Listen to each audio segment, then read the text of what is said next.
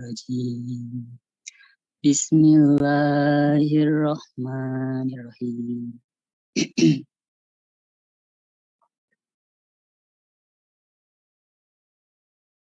Allazi anzala ala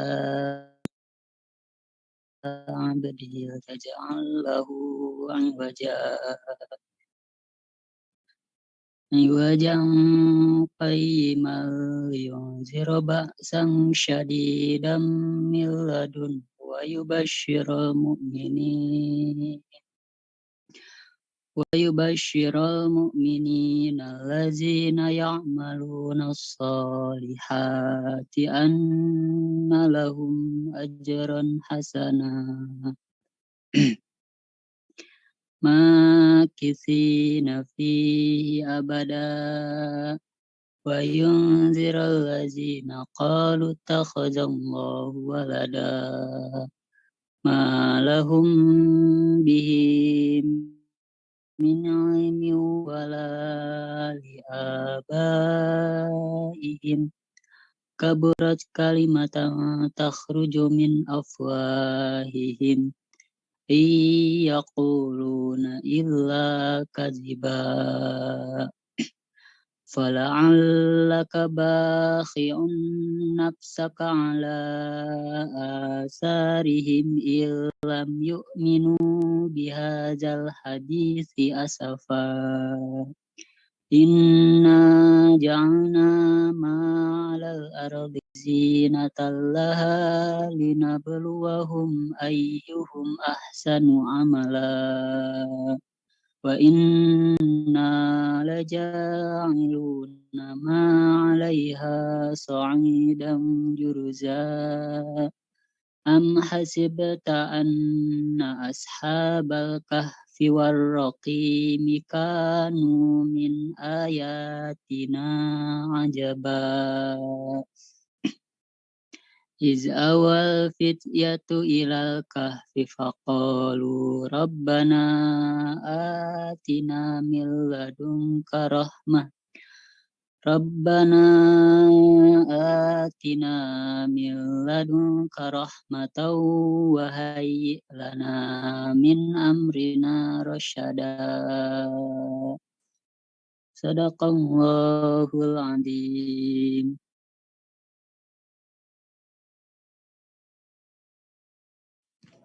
Alhamdulillah, Tunuhun Muhyi sudah membacakan Al-Kahfi 1 sampai 10 ya. Mudah-mudahan memberikan kita kebaikan dan kita menjadi termasuk golongan orang-orang yang terlindungi dan terhindar dari fitnah akhir zaman. Amin ya Allah ya Rabbal Alamin. Ya, masuk ke sesi selanjutnya yaitu responsi. Ya, hari ini kita akan melanjutkan responsi untuk praktikum analisis kimia modul berapa ya sekarang teh? Modul berapa ada yang tahu? Modul 5 ya. Modul 5 betul?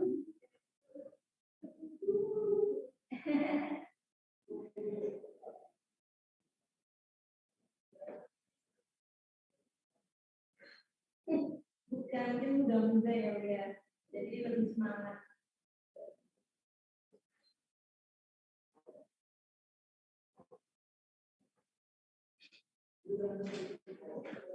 Oke, ya. Jadi setelah kemarin kita melakukan responsi untuk analisis kuantitatif metode kompleksometri ya. Di modul 5 ini kita akan masuk ke analisis kuantitatif dengan metode yang berbeda ya. Kalau 3 metode sebelumnya adalah volumetri, lotitrimetri, yang mana menentukan kadar suatu sampel berdasarkan reaksi ya, yang dilihat adalah volume yang bereaksi. Nah, untuk modul 5 kita akan melakukan analisis ya, menentukan kadar suatu sampel dengan menggunakan instrumen ya. Nah, instrumen yang kita pakai adalah spektrofotometer UV-Vis. Nah, jadi Tujuannya, mahasiswa diharapkan dapat menentukan panjang gelombang maksimum, membuat kurva baku, dan menentukan konsentrasi. Dalam hal ini, sampelnya adalah logam Cu2+, ya, pada larutan menggunakan spektrofotometer UV PIS. Ada yang pernah menggunakan spektrofotometer sebelum?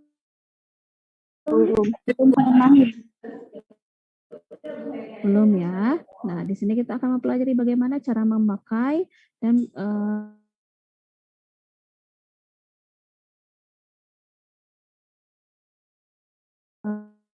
spektrometer ya, atau dikenal dengan spektroskopi ya. Spektro ini banyak jenisnya ya. Nah, yang kita gunakan adalah spektroskopi UV PIS, yang mana ini ada teknik yang menggunakan radiasi elektromagnetik, ultraviolet, dan sinar tampak ya. Sebagaimana namanya, UV itu untuk ultraviolet dan VIS itu untuk visible. Visible ini maksudnya adalah untuk sinar tampak. Jadi ya, metode ini adalah kita menggunakan sinar ya, sinar yang dipakai dengan panjang gelombang tertentu. Karena pakai UV dan VIS berarti kita menggunakan sinar dengan panjang gelombang di antara radius sinar UV dan visible ya. Di mana sinar ini nanti akan diserap ya.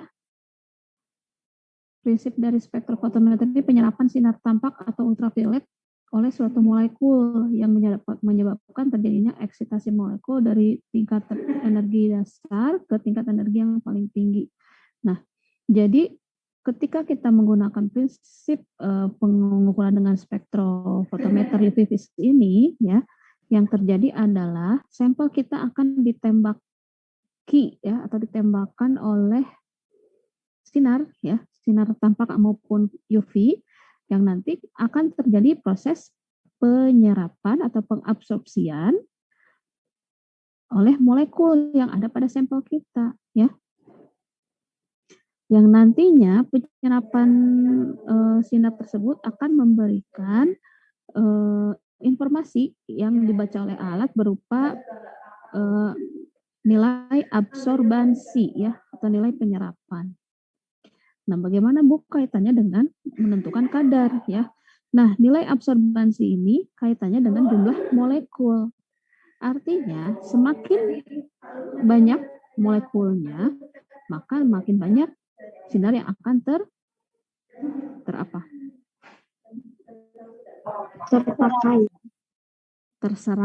ya.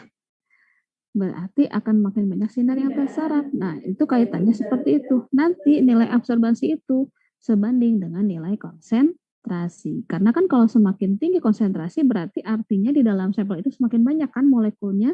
Nah, kalau molekulnya makin banyak, nilai absorbansinya juga akan semakin besar. Seperti itu ya. Nah, saat mengenai larutan ya, sinar tersebut akan mengalami pertama transmisi. Transmisi itu adalah sinar yang diteruskan ya. Ada adsorpsi, adalah sinar yang diserap jika energi cahaya tersebut sesuai dengan energi yang dibutuhkan ya. Nah, nilai absorbansi ini berkaitan dengan hukum Lambert-Beer ya. Rumusnya nggak ketulis ya, nanti saya perbaiki.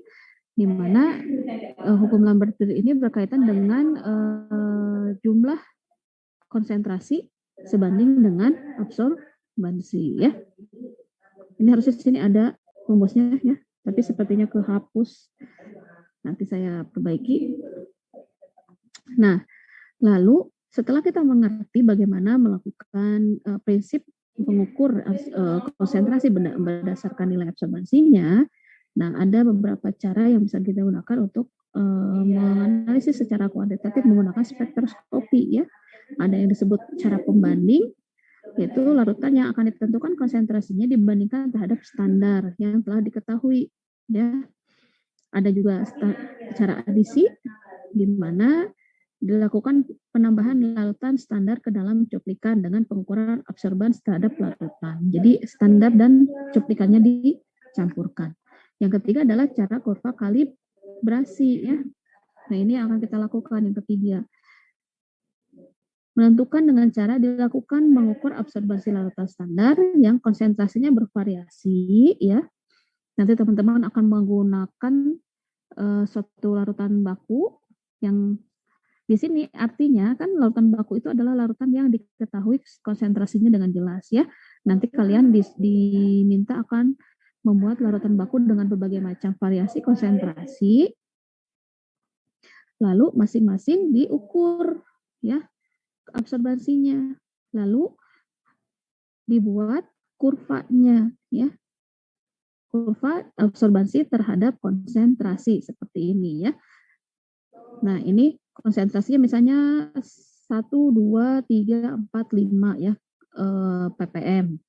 Lalu diukur nih nanti pembacaannya berapa. Masukin diukur sama spektro. Misalnya 1 ppm berapa absorbansinya, 2 ppm berapa absorbansinya, 3 ppm berapa absorbansinya. Nah, kalau misalnya larutan baku yang kalian buat bagus ya, dengan konsentrasi yang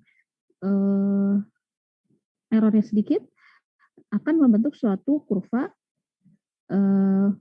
seperti ini, ya, garis garis lurus seperti ini, ya, yang menunjukkan perbandingan antara konsentrasi terhadap absorbansi, ya. Begitu. Nanti dari sini kita akan mendapati suatu persamaan hubungan antara absorbasi terhadap konsentrasi yang kita akan gunakan untuk menentukan konsentrasi sampel, ya. Ada yang ditanyakan sampai sini? Ibu Haifa izin bertanya, absorbansi itu apa, Bu? Absorbansi itu adalah nilai penyerapan, ya. Sebentar. Jadi tadi ya, dalam suatu proses spektroskopi ya, ada dua hal yang terjadi ketika kita melakukan analisis, ya. Ketika kita menembakkan sinar ke dalam satu sampel, ya, ada yang ditransmisikan atau diteruskan sinarnya, ada yang diserap. Sinar yang diserap itu sinar yang berinteraksi dengan molekul yang ada dalam sampel. Nah, yang diserap itu akan dibaca dalam suatu spektroskopi sebagai nilai absorbansi. Begitu. Ya, paham nggak? Iya, Bu, paham. Jadi artinya, gimana? Nilai absorbansi sama dengan nilai konsentrasi. Tidak sama dengan nilai konsentrasi, tapi sebanding, ya. Oh. Perbedaan sebanding dengan sama itu gimana, Bu? Kalau sama mah berarti kalau misalnya absorbansinya 0,8 berarti konsentrasinya 0,8. Gitu, tapi tidak ya. Sebanding itu artinya ketika absorbansi naik, maka nilai konsentrasi juga naik gitu. Oh iya, Bu. Terima kasih, Bu. Iya. Jadi nanti teman-teman diminta untuk membuat larutan baku, ya. Larutan baku dengan berbagai macam konsentrasi tadi bervariasi, misalnya 1 sampai 10 atau 1 sampai 5 ya. Nah, masing-masing konsentrasi itu diukur pakai spektro. Nah, hasil pembacaan spektro itu berupa nilai absorbansi. Ya, nilai absorbansinya keluar nanti berapa. Untuk konsentrasi 1 absorbansinya apakah harus 1? Nah, itu kalau sama berarti konsentrasi 1 absorbansi 1 gitu kan. Tapi ini maksudnya adalah sebanding ketika konsentrasinya 1 misalnya absorbansi 0,5. Nah, kalau konsentrasi 2 kalau sebanding berarti si absorbansinya harus sama naiknya ya, setara gitu. Kalau ini 0,5 ini berarti 1 untuk konsentrasi 2.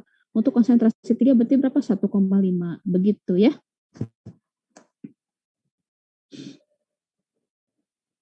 Nah, jadi kalau teman-teman mengerti bagaimana kurva baku dibuat, nah syarat analisis dengan spektrofotometri VPS ini ya, larutannya harus berwarna atau mengandung senyawa organik tak jenuh ya. Sinarnya harus monokromatis ya, tadi UV atau visible. Lalu larutannya harus jernih, tidak keruh. Ya, jadi kalau keruh nanti harus dijernihkan dulu, apakah dengan metode sentrifugasi ya, seperti itu. Jadi biar karena kalau spektro itu kan yang dibaca adalah interaksi antar partikelnya ya. Kalau keruh, pembacaannya juga bisa tidak sesuai. Ya, jadi harus bening. Kemudian pelarut tidak boleh bereaksi secara kimia dengan sampel yang dianalisis ya. Nah, langkah-langkah utama dalam analisis kuantitatif dengan spektro ya. Pertama, pembentukan molekul yang menyerap sinar tampak. Artinya bila molekul yang dianalisis tidak menyerap daerah sinar tampak, maka harus dilakukan reaksi pembentukan warna. Nah, molekul yang menyerap sinar tampak itu ya, sinar visible itu adalah molekul yang berwarna biasanya. Jadi warna ada cairannya ada warnanya ya, Mejikuhibiniu. Nah, kalau misalnya cairannya bening, tidak bisa diukur pakai UV. Berarti bisa kita gunakan reaksi pembentukan warna. Contohnya dengan reaksi kompleks, begitu ya. Contohnya misalnya kita mau melakukan suatu analisis senyawa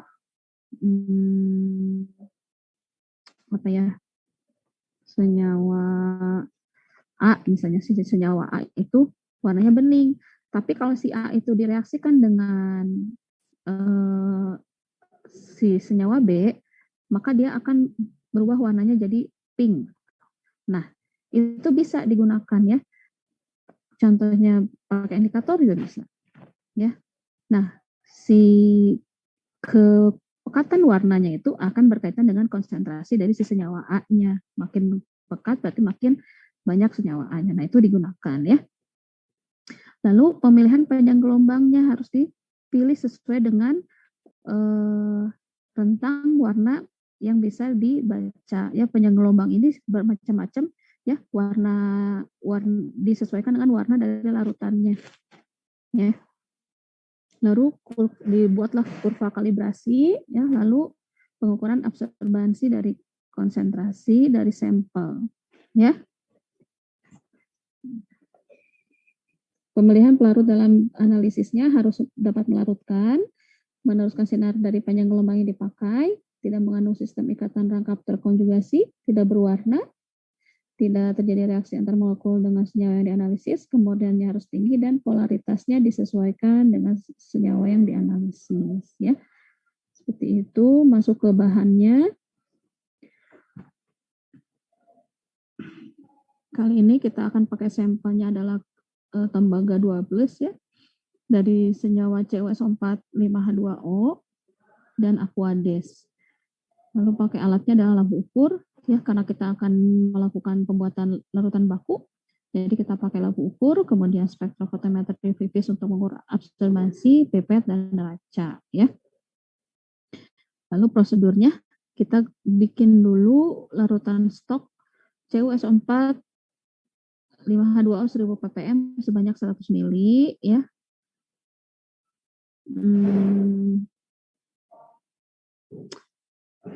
Kristal CuSO4 5H2O-nya ditimbang sebanyak 0,3848 gram, dilarutkan dalam labu ukur ya 100 ml. Kemudian tambah Aquades sampai tanda batas. Ya. Kita udah dapat tuh ppm. Nah, baku kan tadi konsentrasi. Nah, si CuSO4 ini yang stoknya 1000 ppm ini kita bisa larutkan kembali ya, diencerkan dengan berbagai konsentrasi yang kita mau buat ya.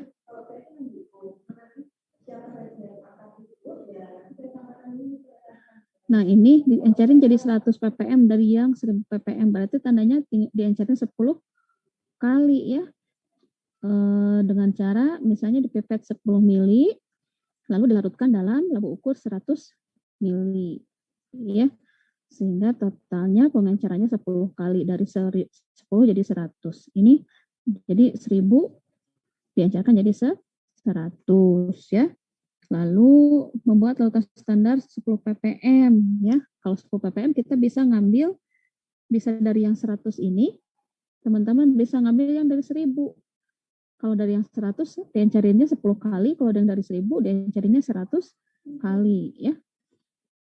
Nah, kalau yang dari 1000, berarti kita ambil 1 mili untuk dilarutkan menjadi 100. Ya. Nah, nanti kalian bikin kurva kalibrasinya dengan konsentrasi 10, 20, 30, 40, dan 50 ppm. Ya, kalian bisa ngambil dari sini, ya, yang 100 ppm diencerin dengan berbagai konsentrasi ya. Kalau misalnya 10 ppm itu adalah 10 mili dalam 100, berarti kalau 20 ppm berapa mili?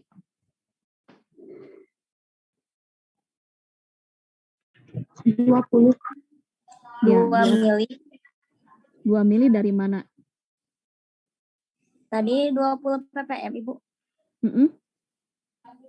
Jadi 2 mili, bukan. 2 mili diambil dari yang mana? Dari yang 1000 apa dari yang 100? Dari yang 100. Dari yang 100?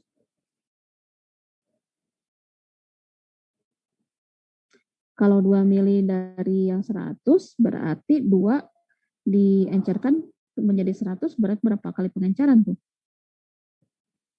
Kalau 2 mili dari ngambilnya dari sini ya yang 1000. Kalau mau dari yang 100 ngambilnya 20 mili. Ya. Ibu itu teh gimana cara perhitungannya, belum ngerti. Pakai ini pengencaran M1V1 sama dengan M2V2.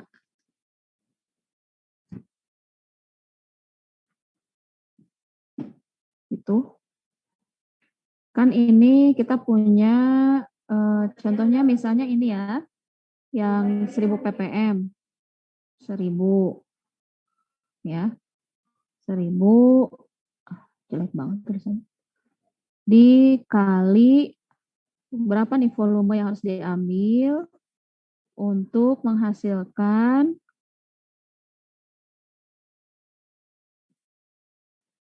misalnya 20 ppm sebanyak nggak ini ya.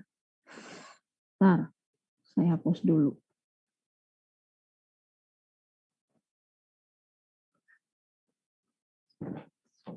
Nanti pakai mouse.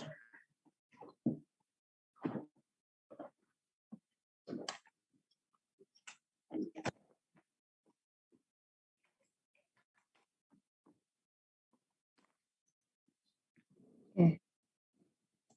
Jadi kita pakai rumus pengencaran ya di sini. Misalnya kalau kita mau bikin dari yang ini ya, ini ya. Ini kan 10 ppm dibuatnya dari yang 100 ppm. Ya. Dari 1000 ppm. Jadi kita bisa buat 10 dikali dibikinnya berapa mili ini? 100 mili ya.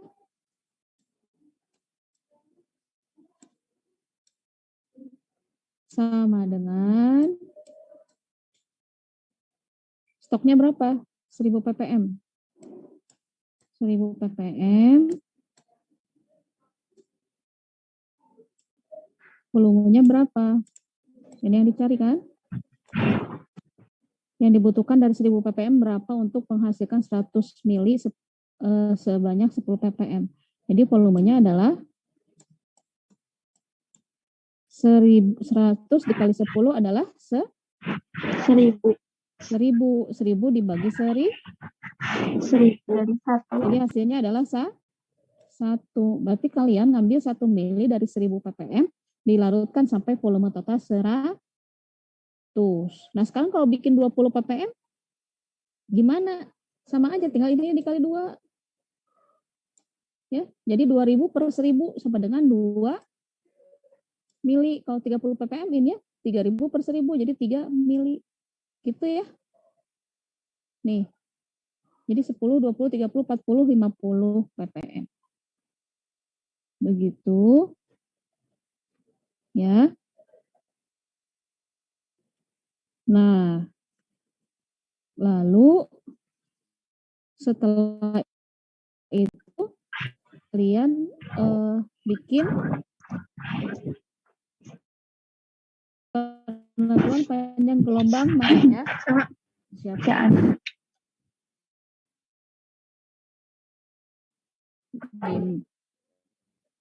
Ya. Nah, setelah itu kita bikin panjang gelombang dengan cara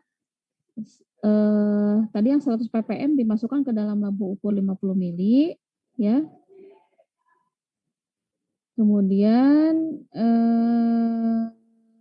tambah Aquades lalu diamkan selama 5 menit. Nah, setelah itu larutan yang ini dimasukkan ke dalam kuvet, ya. Kuvet itu alat, jadi dalam spektro itu ada buat masukin sampelnya, bentuknya biasanya persegi gini ya, mencong. Nah, masukin ke kuvet, nah kuvetnya masukin ke alat spektro. Nah, dalam mengukur absorbansinya, kita bisa menentukan nilai panjang gelombang yang mau dipakai dalam pembacaan absorbansi. Nah, kita cari nilai panjang gelombang maksimum yang bisa adalah apa? Panjang gelombang maksimum itu kita pakai berbagai jenis panjang gelombang, misalnya ini ya, dari 200 sampai 800. Nah, catat nilai absorbansinya. Kemudian lihat di panjang gelombang keberapa yang menunjukkan nilai absorbansi paling besar. Nah, itu yang disebut panjang gelombang maksimum. Gitu. Nah, nanti panjang gelombang maksimum ini akan kita gunakan untuk mengukur pada sampel maupun pada kurva kalibrasi, ya, panjang gelombang yang akan kita tentukan atau tetapkan dalam pembacaan absorbansi untuk sampel dan kurva kalibrasi. Begitu ya, bisa dimengerti? Ibu, boleh diulang yang penentuan panjang gelombang? Nay masih belum paham. Ya, nanti ya.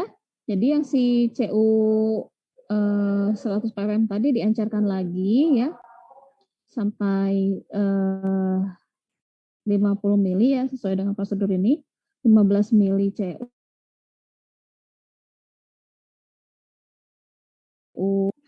ya. Lalu diukur absorbansinya. Berarti kan ini konsentrasinya sama satu jenis ya, yang ini aja. Konsentrasi yang ini diukur. Nah, kita nanti diukur dengan berbagai panjang gelombang ini. Misalnya dari 200 sampai 800 ya, misalnya 200, 300, 200, 300, 400, 500, 600, 700, 800. Nah, nanti di alatnya di set tuh panjang gelombang yang 200 absorbansinya berapa. Kemudian ganti lagi panjang gelombangnya 300, kemudian dicek lagi berapa. Kemudian di 400 dicek lagi absorbansinya berapa. Sampai 800. Kemudian dilihat dari 200 sampai 800 tadi, nilai absorbansi yang paling tinggi itu di nilai berapa. Nah, itu yang dipakai. Gitu. Jadi panjang gelombang teh itu tuh udah ditentuin di alatnya ya, Bu? Ya, nanti kita bisa setting di alatnya. Bisa dirubah-rubah dari 200 sampai 800. Yang kita minta nanti di set, misalnya 200 dulu berapa. Kemudian kita catat absorbansinya. Kemudian yang di 300, dicek lagi baca absorbansinya berapa. Dan seterusnya. Begitu ya. Oh iya, Ibu. Makasih. Nah, nanti dari sini kita bisa mendapat nilai panjang gelombang maksimum. Panjang gelombang maksimumnya adalah yang tadi absorbansi yang paling tinggi ya, yang paling besar. Nah, untuk penentuan kurva kalibrasi, panjang gelombang sudah tidak akan diganti-ganti lagi, tapi tetap dengan nilai yang sama ya di panjang gelombang maksimum. Di set aja, misalnya di 700 misalnya.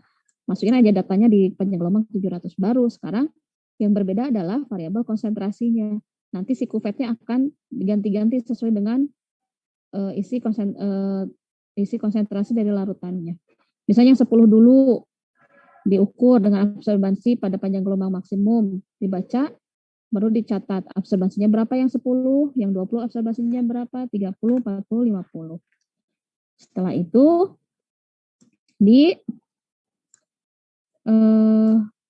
tentukan kurva kalibrasinya. Gitu ya. Diplot X-nya adalah konsentrasi ya, yang ini 10, 20, 30, 40, 50. Nah, yang Y-nya adalah absorbansinya berapa. Nanti dapat garis lurus, garis linear ya. Kemudian kita cari persamaan X-nya, XY-nya. Nah, pakai rumus ini. Ya. Di mana Y adalah absorbansi. Nanti kita dapat nilai intercept adalah sum dari Y dikurangi B dikali jumlah X dibagi N. N itu datanya, nah B sendiri rumusnya adalah N dikali jumlah X kali Y dikurangi jumlah X kali jumlah Y dibagi N dikali X kuadrat, jumlah X kuadrat dikurangi dalam kurung jumlah X dikuadratin. Gitu ya. Didapatlah nanti nilai A dan B ya. Kemudian nanti akan ada Y sama dengan AX plus B. Nah, nanti kita cari persamaan ininya. Jauh banget sih tulisan. Gitu. A-nya nanti dapat dari persamaan ini, B-nya dapat dari persamaan yang ini. Ya. Bu, nilai ini mana? Ya, dari datanya. X-nya itu adalah C ya. Tadi konsentrasi, Y-nya adalah absorbansi ya. Ini adalah nilai jumlah datanya. Misalnya tadi kan 5, berarti ada 5N. Nah, kalau dapat nilai A, berarti persamaannya adalah Y sama dengan nilai A-nya berapa? Misalnya 3, B-nya misalnya 7. Berarti 3X tambah 7 gitu. Ya. Nah, ini nanti akan kita gunakan untuk menghitung konsentrasi. Nah, kalau menghitung konsentrasi sampel, berarti kan kita tidak tahu nilai C dari sampel itu berapa. Ya. Nah, yang akan kita dapat pada metode ini adalah nilai absorbansi dari C misterius ini. Nilai A-nya berapa dari hasil pembacaan menggunakan spektro. Jadi nilai A, nilai C yang dari sampel diperoleh dari pengukuran spektrofotometernya ya. Si sampelnya masukkan ke dalam kuvet, kemudian dimasukkan ke dalam alatnya, lalu diukur dengan tadi panjang gelombang yang sama dengan kurva kalibrasi ya. Lalu dibaca absorbansinya akan ada dari alat. Berapa absorbansinya? Nah, lalu absorbansi itu kan setara dengan nilai apa? Y ya di sini. Absorbansi sama setara dengan nilai Y. Yang nanti kalau kalian masukkan ke persamaan, nanti akan kalian dapatin nilai X yang berupa konsentrasi.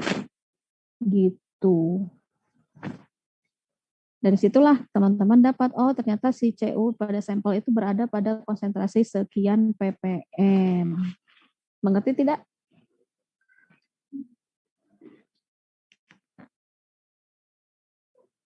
Bisa dipahami sampai sini? Teman-teman, halo? Nah, Afla belum paham, Ibu. Nah, Bagian juga belum paham, Ibu. Bagian mananya yang belum paham? Yang dari perhitungan kurva kalibrasi. Ya. Sebentar.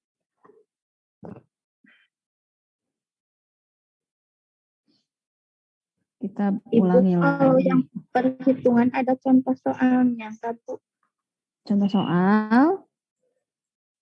Ada sih, sebentar ya, saya share dulu di PowerPoint kalau nggak salah ada.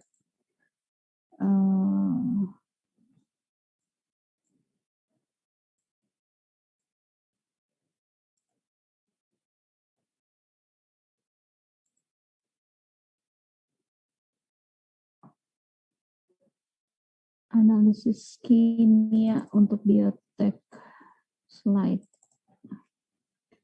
Spektro. Oke.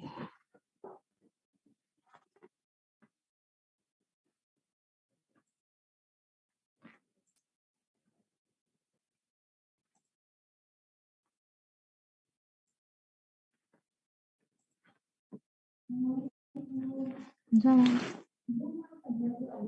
Enggak ada. Iya. Iya betul. Ya. Muncul slide-nya enggak? Muncul, Ibu. Oke. Nah, misalnya ini ya. Ini adalah data hasil kalian mengukur kurva baku. Misalnya ini konsentrasi paracetamol terhadap absorbansi ya. Untuk 10 ppm, alat menunjukkan nilai absorbasinya 0,25, 20 ppm 0,36, 30 ppm 0,45, 40 ppm 0,58, dan 50 ppm 0,79. Ini yang nanti akan kalian dapati ya, datanya seperti ini. Mengerti kenapa dapat dari mana datanya? Mengerti dari yang alat spektro itu, Ibu. Kalian bikin dulu ini ya, yang larutan baku berbagai konsentrasi, nanti diukur ya absorbansinya dengan panjang gelombang maksimum yang tadi. Nah, lalu buat persamaan Y sama dengan A tambah BX. Ya, dengan A adalah intercept atau titik potong garis regresi, B ada slope, dan X adalah konsentrasi larutan standar. Ya, nggak ada ya. Coba kita cek cara pengerjaannya ini ya.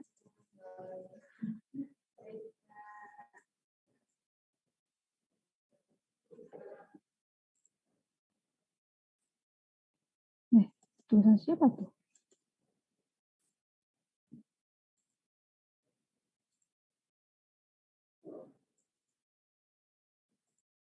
Nah, ini untuk mencari nilai B itu adalah N dikali jumlah X dikali Y. Berarti nanti teman-teman bikin lagi kotak di sini satu lagi.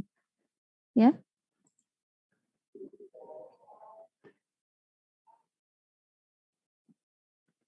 Gimana sih cara ngegesernya?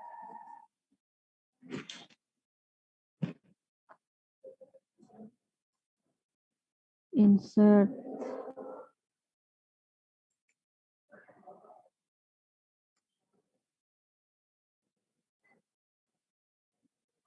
Nggak bisa.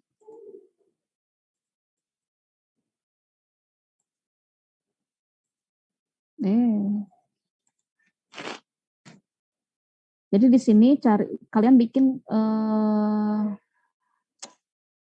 tabel satu lagi X dikali Y.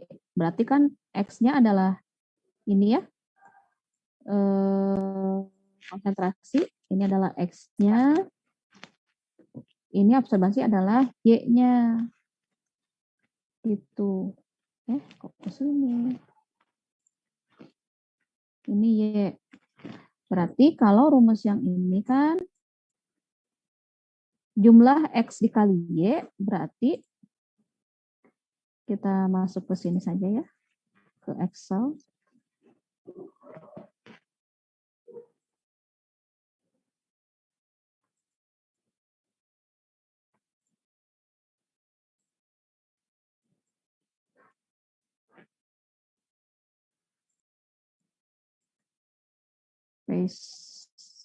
Mana? Oh, ini ya. Kalian Excel-nya nggak kelihatan? Share screen aja kalau begitu.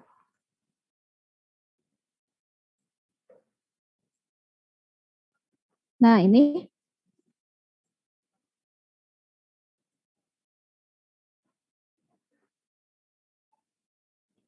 kan X-nya, ini Y-nya ya.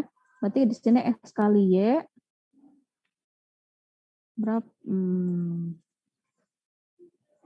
X kali Y. Nah, berarti bikin aja di sini X dikali Y.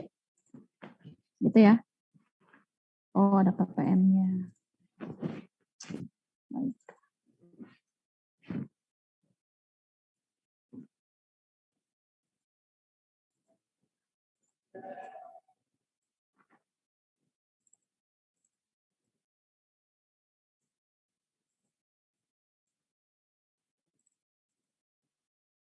Nah, berarti kalau jumlah X kali Y adalah sum di sininya. Gitu. Kemudian masuk lagi ke dikurangi jumlah X dikali jumlah Y. Ya, berarti jumlah ini Sum ini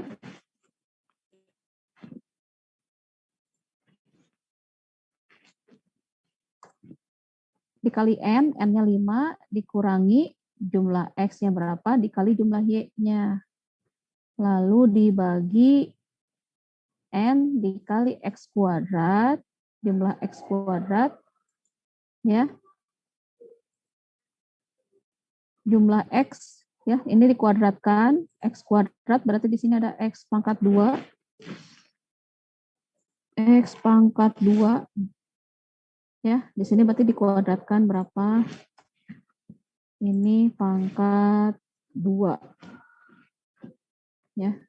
Ini jumlahnya berapa? Kemudian Y pangkat 2-nya berapa? Gitu ya. Dikurangi X. Jumlah X dikuadratkan. Berarti kalau jumlah X dikuadratkan yang ini ya. Ini sumnya berapa? Dikuadratin. Gitu. Masukin aja. Ikutin sesuai dengan rumus yang ini. Dapat nilai B. Ya. Untuk dapat nilai A, itu adalah jumlah Y, berarti yang ini jumlahnya disamakan berapa? Dikurangi B. B itu berarti dari perhitungan yang pertama, dikali jumlah X-nya. Ini jumlah X-nya di berapa yang 150? Dibagi N, jumlah datanya ada berapa tadi? 5. Nah, kalau udah dapat nilai A dan B, nanti masukin ke rumus ini. Y sama dengan A plus BX. A-nya berapa? B-nya berapa? Gitu. Ngerti nggak? Paham. Paham ya? Jadi kalian ngolah data absorbasi dan konsentrasinya, lalu akan dapatin nilai persamaan linear Y sama dengan A plus BX. Nah, kalau udah dapat nilai itu, nanti kalian bisa digunakan untuk mengukur konsentrasi, yang mana nilai dari pengukuran konsentrasi sampel itu terhadap pada spektroskop itu kan yang akan didapati nilai Y-nya ya. Nah, dari persamaan ini kalian akan mencari nilai X-nya berapa. Gitu. Paham nggak?